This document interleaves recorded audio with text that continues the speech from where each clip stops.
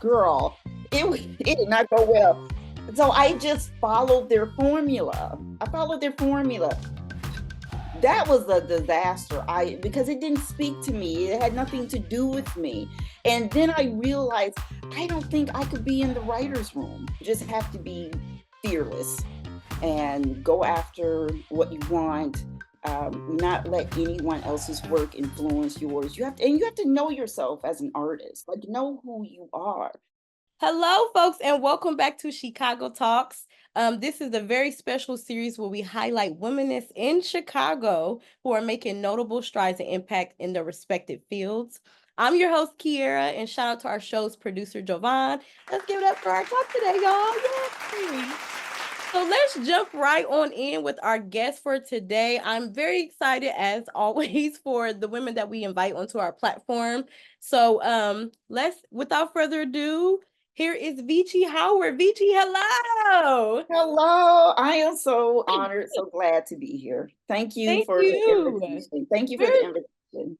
we're so excited. I'm sorry to cut you off. We're so excited for you to be here. We thank you for saying yes to this process and just talking with us and sharing like who you are and what you do. I would never say no to you guys. And we appreciate it sincerely. And so for folks that may not know, you are a filmmaker, correct? And Mm-hmm. a writer, Mm-hmm. and Screenwriter, you're a yes. Mm-hmm. screenwriter, and you also are the founder of the Black Films Festival and organization, correct? The black and brown. Black and Brown, yes. It's a bit of a tongue twist. It's a tongue twister. The Black and Brown Femme Film Festival. Yes. Black and Brown Film Festival. It's fun though. It's like good wordplay. Good for Yeah. you. Yeah. Yeah. Help you work your words out. Yeah. It's good. Absolutely. So let's jump on in. I was reading your bio, information that you shared with us, and you talked about early on, like some of your first experiences writing was at the age of 13, and you had got a Mm-hmm. typewriter as a gift, and you would create these stories, and you would call it Vici's World. So, Right. can you share with us a little bit? What were those stories about? What were some of those stories? Well, a lot of them I was just recreating stories that I overheard from my grandparents, like grown folks talking. Mhm. Grown folks talking, and I'd be in the room and I would hear them, my grandmother talking to, my uncle or whatever, and I was like, oh, that's an interesting story. And as they would tell the stories, because my grandparents, they migrated from the South, like so many, they're part of the Great Mhm. Migration, and they would talk about down South and white folks and da, da, da, and they had some really interesting stories. And so my vivid imagination would just blossom and mushroom with the stories that I would hear from Mhm. grown folks. And so I would go to and uh, longhand, and I would write my interpretation of these stories. So I wrote a book. I called myself writing a book, and I wrote it longhand on some blue paper, girl, some blue paper. And and I looked in the phone book, and I found a publisher. Now I don't know what publisher I was sending it out to, but it was the Yellow Pages, and it was a list of publishers. And I said, I'm going to send this book out longhand to the publisher, and they sent it right back. But I'm Which is really glad that amazing. yes, yes, yes. They sent it back with some notes, and they said, get a typewriter. Get a typewriter, learn what a query note is, what a Mhm. query letter is. So I'm glad they weren't dismissive. And my uncle Bubba, I love him forever for this. He gave me a hand-me-down old typewriter, and it had the ribbon and the ink get on your fingers, and I'm click, Mhm. click, click, click, click. And so I rewrote the book.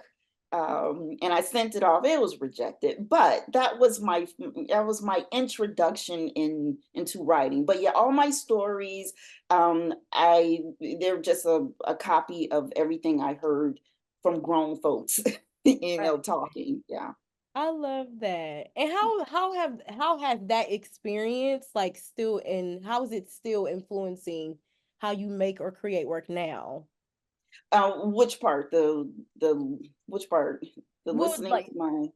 well, like the way more, I guess more so specifically with like actually sending your story out to publishers and getting feedback um and actually like being able to experience the typewriter. Like how has that influenced how you're creating now? Like those early experiences and someone even taking the time to look at your stuff and give feedback on it. How Right. is that influencing how you're making work now?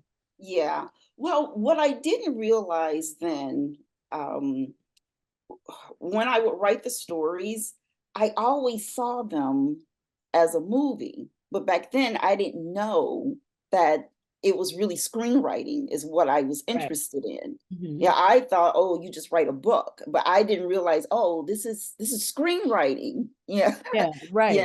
yeah, this is screenwriting. So then I had to learn how to actually, screenwrite and and write a script and so forth. So yeah, it blossomed from, okay, I'm an author of a book to I am a screenwriter Right. now. So there is a big difference. I didn't know that back then. I know that now. Yeah. That makes sense. Mhm, That makes total sense. And speaking mhm. of screenwriting, you also shared that after watching John Hughes' The Breakfast Club and Spike Yes, Lee's Do the Right Thing, yes, that you yes. knew then, like, okay, I'm a filmmaker. Like, this is what I want to This do. is what I want to do. This is what So, I do. Mhm. what about those movies specifically were able to, what about those movies allowed you to realize that, okay, this is actually what I want to do. I want to be a filmmaker? Right. Well, the Breakfast Club, it was just friends sitting around having a conversation. Hmm. Like that's all it was. It wasn't like sci-fi where there's some, sets and explosions. It was just people sitting around having a conversation, just talking about their life. It's like day in the life type of, stuff. And I don't know why I felt like I could relate to that. And Right. like, yeah, that's something that I'm interested in. That's something that I love because I love talking. I love learning about people. I feel like I'm a very personal person. I love getting people's backgrounds and histories and bios, and like I could relate to that. And it was very, very simply done. Yeah. It's very simply done. So John Hughes, I was like, yeah, I want to be a filmmaker. But Spike Lee, that was the difference. That Mm. was the difference. Because like John Hughes, I didn't have any directors to look up to. But Spike Lee, when Do the Right Thing, I was like, "Oh, I can be a filmmaker. That's the difference. I can do it because he looks like me. Right. Yeah. So Right. I can do that. And he's still telling stories that I want to tell about just day in the life, regular, ordinary people. Yeah. And yeah, so that always resonated with me. Love you, Spike. Absolutely. Right. We love you, Spike. Absolutely. And Love then you, Spike. I love what you said too about like he's telling everyday stories, but Yeah. I also think too something that is so intriguing about him and his Hmm. work is like the way he operates the camera, and especially for me as a dance artist, like I really enjoy like these different perspectives of like use True. of camera and using the camera as if it's a like from the perspective of the person that's in the room. So how did like his what how did his play with camera or like the visual aspect Oh, also? I'm so glad you mentioned that because Spike has it's a Spike move where the Mhm. camera is moving with the okay. So I I try to play around with that. So in my film The Singles that I did a couple of years ago, Mhm. so we did a handheld camera and a handheld camera movement where we're just following each character. It's an argument scene. And Mhm. so instead of placing the camera on a tripod, so it's a handheld and it's kind of looking up and it's just going back and forth, back and forth, back and forth between the argument. And yeah, so I was inspired by Spike for that movement, that Yeah. constant movement, that in the moment movement. So the viewer is a part of the argument. Yeah. I Hmm. love that. Yes. Like I said, especially as a movement artist. And from my Oh, experience, absolutely. growing up, like I don't really remember too many other people doing what he was doing as I far, know. Yeah. and it reminds me so much of like Black vernacular, Black and brown, and how Mhm. we like talk to each other, how we talk Oh with yeah. hands and Yeah. everything. And I just think it's something that's just so sweet and so specific to our experiences that other people may not realize. Like this, it feels like home to be able to like go back and forth with this screen between a Right. conversation. Yeah. And And I we just have a way of communicating. We have a way of making things our own. We have a way of just doing things our way. And people copy that. They copy that all oh the time. yes, they absolutely. ap- they appropriate our cool shit all the time. All the time. Absolutely. All the time. Yeah. Yeah. Yeah. And Um, that's why it's important that we have people like you in space. Yeah, because we set the standard. we So I want most to talk a little bit about like how what is the process of writing a script? Like how do you write a screenplay? Like what does that look like? Are there specific techniques? Like what are they called? How do you do that? well, if I have to feel it, I have to feel it. It has to be something that's really near and dear to me. I once I tried to write a script. I remember trying to write, it was like last year, a couple of years ago. I Mhm. tried to write a romance script for Hallmark, and I love and I just I girl, it did not go well. So I just followed their formula. I followed their formula. That was a disaster. I Because it didn't speak to me. It had nothing to it. do with me. Mhm. And then I realized I don't think I could be in the writer's room. I don't think I could be one of those filmmakers or one of those screenwriters that's just hired to write. Like I have to actually have a connection to what I'm writing. Girl, it took me forever. It's still in my laptop. That was Yeah. like 2 years ago. So Yeah. when I'm writing something that's near and dear to me, something that's important to me, girl, I can write blindfold. It can be done Yeah. in like a couple of weeks. Yeah. And my process, like it flows like water. And Mhm. my process, it has to be completely silent. Like Mm. I can't have any music that's distracting, even the meditation, like cut all that shit out. I need complete silence. I usually write at night. I usually write from like maybe 10 o'clock at night to 3, 4 o'clock in the morning. That's my writing sweet spot, like in the dark, just me and Yeah. the laptop, complete silence, and it just flows. It just Yeah. flows. Yeah. Yeah. And that makes sense too if you also want silence to that time period being like the sweet spot for you. Complete silence. Complete silence. Yeah.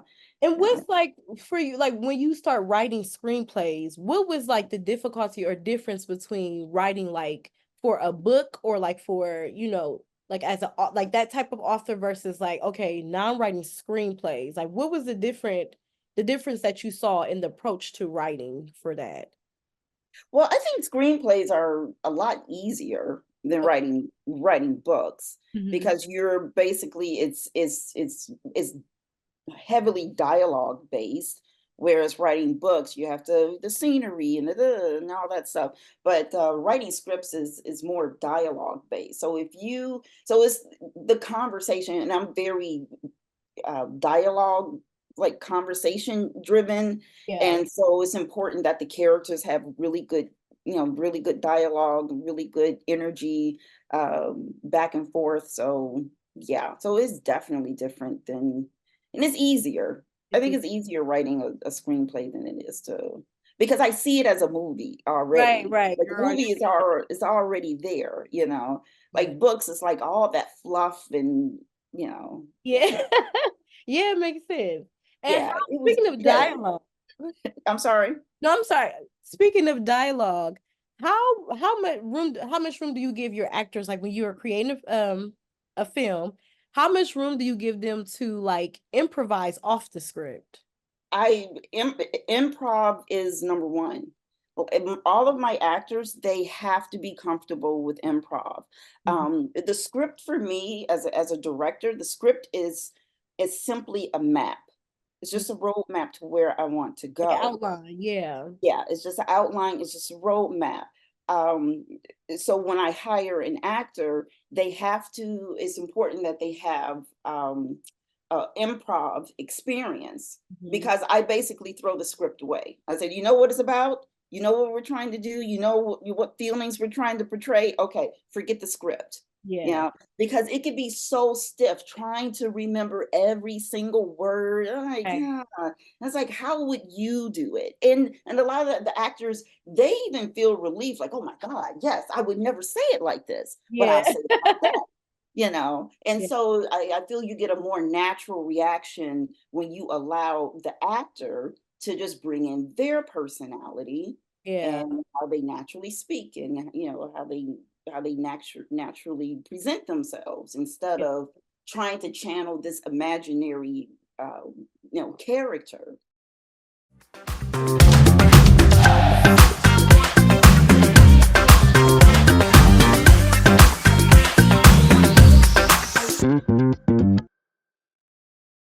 So you're a Columbia alum, as am I. Woo! Shout out to And So's Up Show's producer, Harry Devon. We're all Columbia, Chicago alumni. yes. Columbia is horrible at getting back with them emails, though. I They had are. And I'm like actually happy you brought that up because I wanted to ask you too, like, well, one, what was your biggest takeaway? And considering like I'm not sure how much you know about Columbia or how connected you are to Columbia now. But considering like the times that we're currently living in, like things have changed a lot from when I graduated in 2016. Um, I'm curious, like, if you were a faculty member at Columbia right now, what would be like the biggest lesson that you felt like you needed to share with your students before they left that place to prepare them for their careers? um have a network. You need a network. Mm. You cannot do this alone. You are not an island. This is not a one woman show or one man show. Oh my God, filmmaking, y- that's all community. That is all community. Don't piss anybody off, because you Mm. never know when you might have to call Yeah, yeah, 2 years later. So don't piss off that cinematographer. Don't, keep everybody's phone numbers, just always end on a good note. Be fearless. You have to be yeah. absolutely fearless. There's so much competition. There's so much competition, and Right. you can't not be um, you just have to be fearless and go after what you want. Not let anyone else's work influence yours. You have to know yourself as an Yeah, artist. Like, know who you are.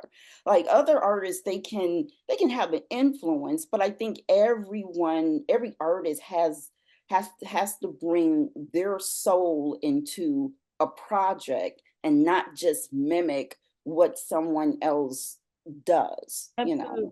Yeah, like, I can never be a Spike Lee, I can never be a John Hughes. Now, I could take little aspects of, how they story tell, but Vici is Vici, Right, you right, know? Yeah. absolutely. So be And I could yourself, be fearless, and have a network.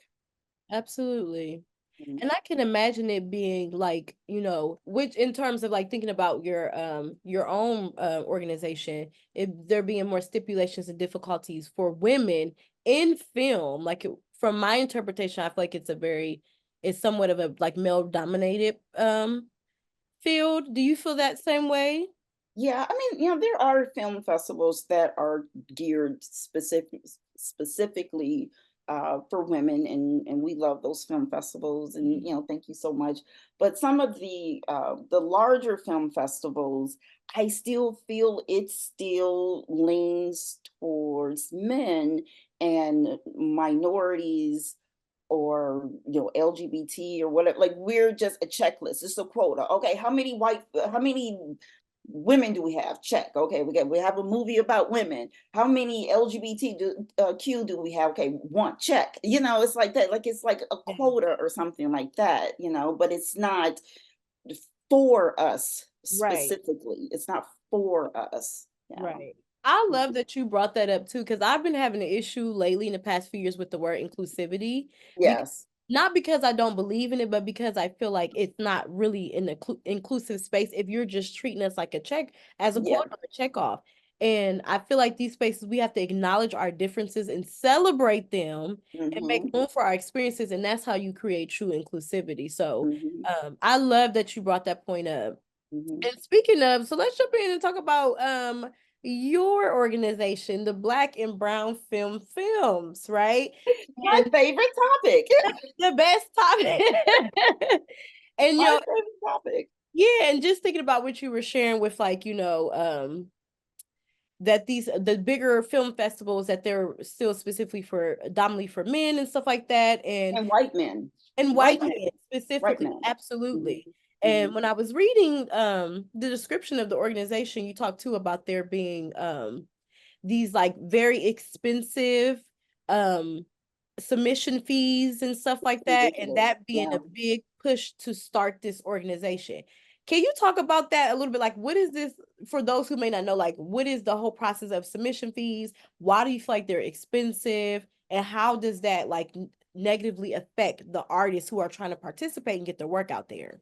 Right. Yeah. So yeah, in 2022, I wrote, direct, produced the singles. It was a 20-minute film. Mhm. And this was coming off of me going to Urban World Film Festival. My Yeah. script was a finalist at Urban World. So I went to New York City. I had the whole film festival experience. It was a week-long festival. It was absolutely wonderful.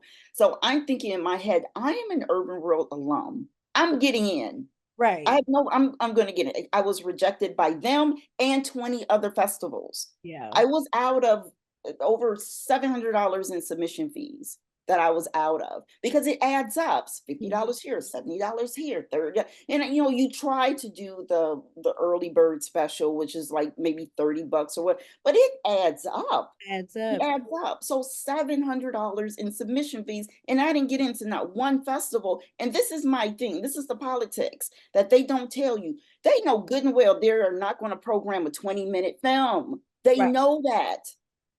Right. Now they will accept it as a submission, but they know they're not going to program a 20-minute film because now that I'm on the opposite end of it and Mhm. I'm programming, I'm like, oh my God, because I've seen some great films that are 20 minutes, 30 Yeah. minutes, but like, where am I going to put you?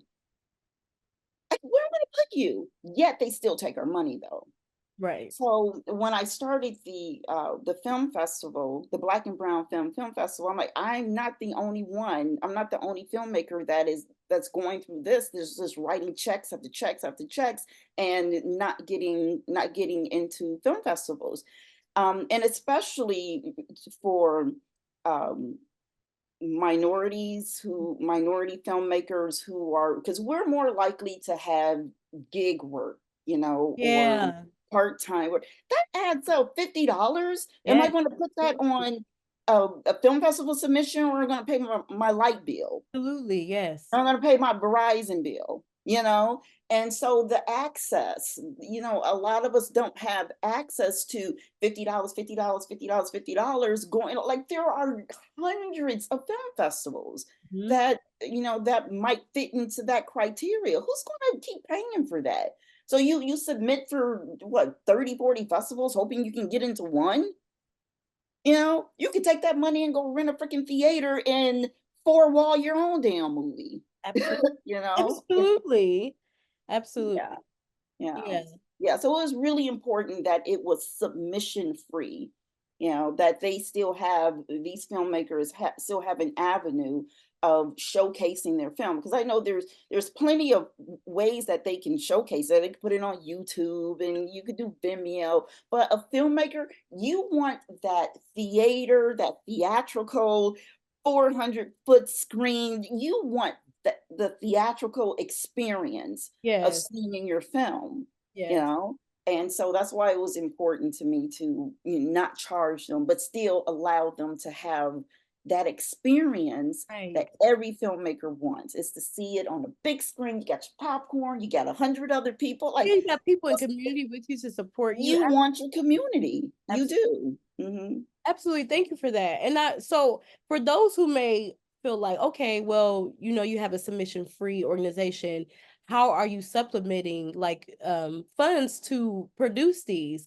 what are some ways, if you're okay with talking about that, what are some ways that you figure out doing that so that you can like rent out a theater to show all these if the funding is not coming from the artist, which I love. I think that's amazing. I don't think it should come from us, but can you talk a little bit too about how you are navigating that? Right. Well, I started with the Music Box Theater. I just paid out of pocket. That was just, I'm a substitute teacher, so the very modest salary I make as a substitute teacher, I figured, well, I just gave $700 in submission fees to, so why not just, Yeah. rent out the freaking theater? Now, full circle, because it's almost a year. We're almost 1 year old. Some of it I'm still paying for. However, I was very fortunate enough to get a few donors.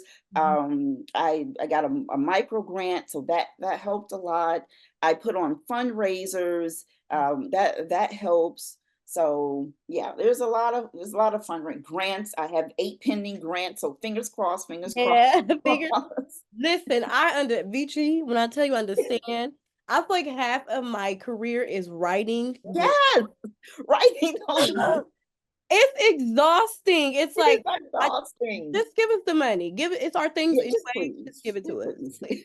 Just give it to us. You Okay. get it. You Yeah. you get So it. You fingers crossed, understand. prayers and good energy for these that you get this because this kind of space deserves to continue to exist and um Yes, I think it's important for their artists to be able to get the work out and the fun. It's not always coming from that. They don't have to always put this money out. Like you mentioned, a lot of us are gigging or working other part-time jobs and stuff like that. And it's not, most of us don't work full-time as an artist. And if right. you are, you're still sometimes just pinching pennies to make it. So Absolutely. um Absolutely. You want it. Sometimes you just need that extra money to pay your colorist or your editor or like put it back into the absolutely. art, Put it back not to the film festival. One thing at Urban World that I learned, in. it can be extravagant. Girl, we were having brunches and bottomless mimosas and all you could eat, da da da da, and celebrity keynote speakers. How do you think they got that money? Submission fees. Submission fees. And that's Like, crazy. yeah, like I'm sure Yeah. some of it is subscriptions and donors and Yeah. things like that, but I'm Most like, oh, this is where the money is going.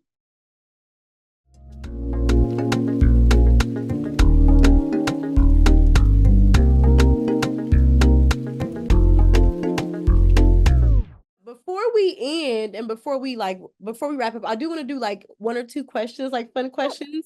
With yeah. our This is our series, we call it Please Do Tell, and it's just a fun questionnaire thing. Go So ahead. our first question is I'm going to answer as well. If you could be invisible for one day, what would you do? Now that wasn't in the questionnaire that you sent me. If I could be invisible for I one wanted it to be a day, surprise. Yeah. invisible for one day. Oh my God. Oh, go rob a bank or something. I don't know. And put it back towards the festival. I That was literally my answer, Vici. I was like, I'm going to go take some don't money and give it to my people and give it to like the arts, period. That's what I wanted to do. Robin Hood. Shit. Yes, From the absolutely. rich Big give to Robin the Hood energy. Yeah. like I would never take from people who can't afford, but Right, like yeah, right, right, right, right, I would right. never do Absolutely. that. But yeah, do all the things you can't do in the light. Absolutely. Yeah. Yeah. Okay, let's do one more fun one. Okay, Okay. sure. What's the funniest thing you have read online recently? Oh my girl, the funniest thing I read online recently. Girl, I have nothing. Yeah, that's I, okay. girl, Honestly, my I brain don't does have not. My brain don't work okay. that way. Yeah, honestly, that one it'll probably take more time to think about for me as well. Yeah. Well, what's the best Wi-Fi name you've ever seen? The best Wi-Fi name? Yes. The best Wi-Fi name I've ever seen. Um, BBFFfilms.org. Okay, period. You want to know what my Wi-Fi name is? Mine is not my ministry. Not my ministry. Yeah, that's my Wi-Fi because I Okay. I say this also. I grew up in church, so me and my siblings and my friends we always make like church jokes. So I Okay. always, if I'm not feeling something, I'm not doing. I'm like, it's not my ministry. I'm not doing Okay. it. I love that. So I made my Wi-Fi title is not my I ministry. like that. I like that. Not my ministry. I Not like my. that. I need one of my friends actually made me a T-shirt and she put it on the shirt for me. Okay. Yeah. Okay. Not my ministry. I love that. I might take that one. Oh yeah, listen. Y'all can have it as long as it's us. Y'all can please use it. Okay, well, we unfortunately have to wrap up now. I've Okay. so I'll talk enjoyed to you this for another hour, girl. conversation. I know, right? I've enjoyed this conversation so much and getting to know you more. Before we leave, couple things. Can you tell us about any upcoming events you have? I think you have something coming up in July. And then Yes. tell folks where they can keep up with you and where they can find you on, if you want to say social media platforms or whatever, so they can keep up with the Black and Brown Film Fest organization and all the things that you're doing. Yes, well, a couple of places you can keep up with us. Instagram. I'm primarily on Instagram.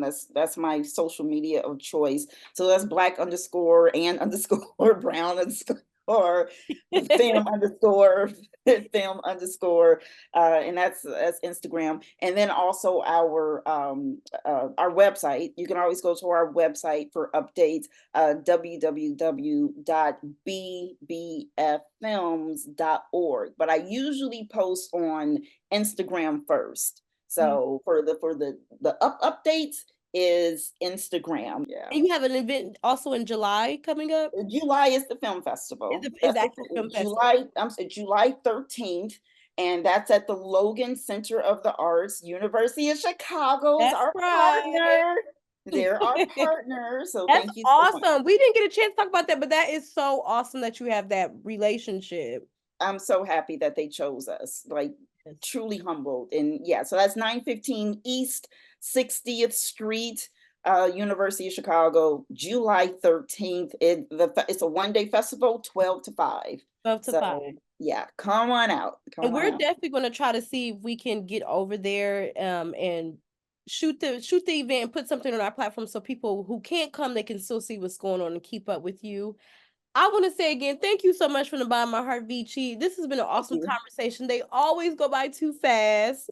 Oh, We will continue to share all the awesome things you have going on our platform. We I thank you appreciate for you. taking time to talk to us, taking time out of your day to spend some time with us and share with us your awesome work and everything that you're doing. We wish you nothing but the best. Oh, Thank you all thank for tuning you. into SHEcago Talks. Please continue to follow our platform and keep up with these awesome womenists in films who are doing amazing Awesomeness, things. awesomeness. Awesome, Thank you. awesomeness. Do you have anything else to say before we close? Just thank you so much and come to the film festival and bring Come somebody. to the film festival and bring somebody. If you can't Bring come, let somebody. somebody know. We will Yes, be sharing bring that. somebody. Fill those seats. We're gonna have Yes, some early bird specials, so look out for those. But come on and fill those come seats. We need support. you. Yes, Yes. absolutely. Well, Yes. thank you and enjoy the rest of your day. We're gonna close. Take All care right. until next time. All right. Bye bye. Thanks a Thank lot. Love you. you guys. Bye.